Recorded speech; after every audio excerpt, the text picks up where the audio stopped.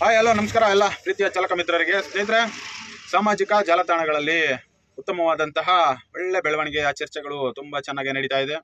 ತಮ್ಮೆಲ್ಲರಿಗೂ ಕೂಡ ಗೊತ್ತಿರುವ ಹಾಗೆ ದಮ್ಮು, ತಾಕತ್ತು, ಬೇರೆ ಬೇರೆ ಪದಗಳೆಲ್ಲವೂ ಕೂಡ ಸಾಮಾಜಿಕ ಜಾಲತಾಣದ ಕಮೆಂಟ್ ಸೆಕ್ಷನ್ಗಳಲ್ಲಿ ತುಂಬ ಚೆನ್ನಾಗಿ ಬೆಳವಣಿಗೆಗಳಾಗಿದೆ.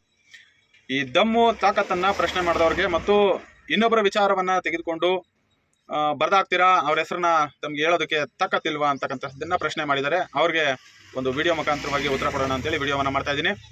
ವಿಚಾರ ಇಷ್ಟೇ, ನಾನೊಬ್ಬ ಸಾಮಾನ್ಯ ಚಾಲಕನಾಗಿ ಒಂದು ಸಂಘಟನೆಯಲ್ಲಿ ಗುರುತಿಸ್ಕೊಂಡಿದ್ರು ಕೂಡ ಆ ಸಂಘಟನೆಯಲ್ಲಿ ಮೇಲ್ಗಡೆ ರಾಜ್ಯ ಕಮಿಟಿ ಅಂತಕ್ಕಂಥದ್ದಿದೆ.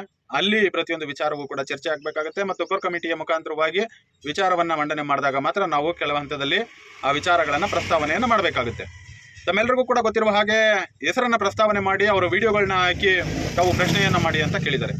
ನಾನು ಯಾರನ್ನೂ ಕೂಡ ಇಲ್ಲಿ ವ್ಯಕ್ತಿಗತವಾಗಿ ಟಾರ್ಗೆಟ್ ಮಾಡಿಲ್ಲ ಮತ್ತು ಯಾರನ್ನೂ ಕೂಡ ಹೀಯಾಳಿಸಬೇಕು, ನಾವು ಶ್ರೇಷ್ಠ ಅನ್ನುವಂತಹ ಪದವನ್ನು ಬಳಕೆ ಮಾಡಬೇಕು ಅಂತಕ್ಕಂಥದ್ದು ನಮ್ಮ ಒಂದು ಉದ್ದೇಶವೂ ಅಲ್ಲ. ಇಲ್ಲಿ ಕೇವಲ ಚಾಲಕರುಗಳಿಗೆ ಆಗ್ತಿರ್ತಕ್ಕಂಥ ಅನ್ಯಾಯದ ವಿರುದ್ಧವಾಗಿ ಧ್ವನಿಯನ್ನು ಎತ್ತಿದೀವೋ ವಿನಃ ಇಲ್ಲಿ ಯಾರನ್ನೂ ಕೂಡ ತೆಗಳೋದಕ್ಕೆ ಹೊಗಳೋದಕ್ಕೆ ಅಂತ ಹೇಳಿ ನಾವು ಈ ಒಂದು ಸಾಮಾಜಿಕ ಜಾಲತಾಣವನ್ನು ಬಳಕೆಯನ್ನು ಮಾಡ್ಕೊಂಡಿಲ್ಲ. ತಮ್ಮೆಲ್ಲರಿಗೂ ಕೂಡ ಗೊತ್ತಿರುವ ಹಾಗೆ ಏನು ಪ್ರಶ್ನೆಯನ್ನ ಮಾಡಿದ್ದಾರೆ, ಆ ಪ್ರಶ್ನೆಗೆ ಉತ್ತರ ಇಷ್ಟೇ. ನನಗೆ ಅವರ ಹೆಸರನ್ನ ಹೇಳಿ ಪ್ರಶ್ನೆಯನ್ನ ಮಾಡಲೇಬೇಕು ಅನ್ನೋ ಹಾಗಿದ್ರೆ ನಿಮ್ಮ ಸಂಘಟನೆಯಲ್ಲಿ ಅಧ್ಯಕ್ಷ ಸ್ಥಾನವನ್ನು ನಮಗೆ ಬಿಟ್ಕೊಟ್ಬಿಡಿ.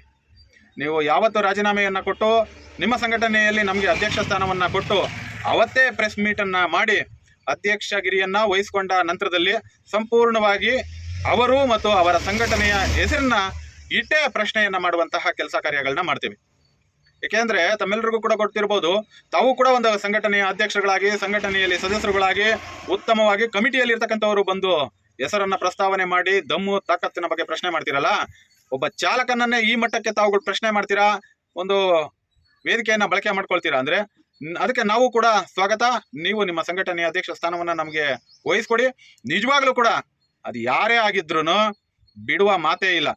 ಪ್ರಶ್ನೆ ಮಾಡದೆ, ಪ್ರಶ್ನೆ ಕೇಳದೆ. ಏಕೆಂದರೆ ಇದು ಲಕ್ಷಾಂತರ ಚಾಲಕರ ಜೀವನದ ಜೊತೆಯಲ್ಲಿ ಚೆಲ್ಲಾಟ ಆಡುವಂತಹ ವಿಚಾರಗಳು.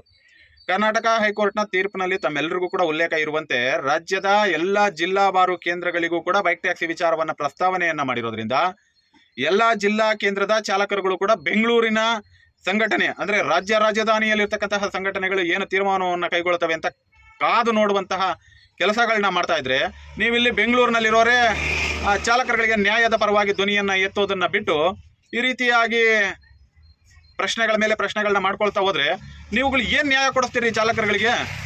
ಜಿಲ್ಲಾವಾರು ಚಾಲಕರುಗಳಿಗೆ ತಾನೇ ಏನು ನ್ಯಾಯವನ್ನು ಕೊಡಿಸ್ತೀರಾ ಅಂತಕ್ಕಂಥದ್ದು ಕೂಡ ಅಷ್ಟೇ ದೊಡ್ಡ ಪ್ರಶ್ನೆ ಇಲ್ಲಿ. ಹಾಗಾಗಿ ಯಾವ ಒಂದು ಹೆದರಿಕೆ ಅಂತಕ್ಕಂಥದ್ದು ಏನಿಲ್ಲ. ಹುಟ್ಟು ಅಂದ ಮೇಲೆ ಸಾವು ಇದ್ದದ್ದೇ. ಶಕ್ತಿ ಎಷ್ಟಿರುತ್ತೋ ಭಯನೂ ಅಷ್ಟೇ ಇರಬೇಕು. ಆ ಭಯವನ್ನು ಹುಟ್ಟಿಸುವಂತಹ ಕೆಲಸಗಳನ್ನ ಮಾಡ್ತಾ ಇದ್ದೀರಾ. ಆದರೆ ಇಲ್ಲಿ ಭಯ ಪಟ್ಟು ಓಡೋಗುವಂಥ ಕೆಲಸಗಳೇನಿಲ್ಲ. ಇಲ್ಲಿ ನ್ಯಾಯವನ್ನ ಕೇಳ್ತಾ ಇದ್ದೀವಿ. ಹೋರಾಟ ಮಾಡೋದೇನಕ್ಕೆ? ನ್ಯಾಯ ಕೇಳಕ್ಕೆ. ನಾವುಗಳು ಕೂಡ ನ್ಯಾಯ ಕೇಳೋದೇನಕ್ಕೆ? ನ್ಯಾಯವನ್ನು ಕೇಳೋದಕ್ಕೇನೆ. ಹಾಗಾಗಿ ನ್ಯಾಯ ಕೇಳೋದ್ರಲ್ಲಿ ಏನು ಭಯ ಭಕ್ತಿ ಅನ್ನೋದೇನಿಲ್ಲ, ದಮ್ಮು ತಾಕತ್ತೆ ಬೇಕಂತೇನಿಲ್ಲ. ಯಾರಿಗೆ ಪ್ರಶ್ನೆ ಮಾಡಿರ್ತೀವಿ ಅವ್ರಿಗೆ ಉತ್ತರ 100% ಗೊತ್ತಾಗಿರುತ್ತೆ. ಅವ್ರು ಉತ್ತರ ಕೊಡ್ತಾರೆ. ಅಲ್ಲಿವರೆಗೂ ಕಾದು ನೋಡಿ.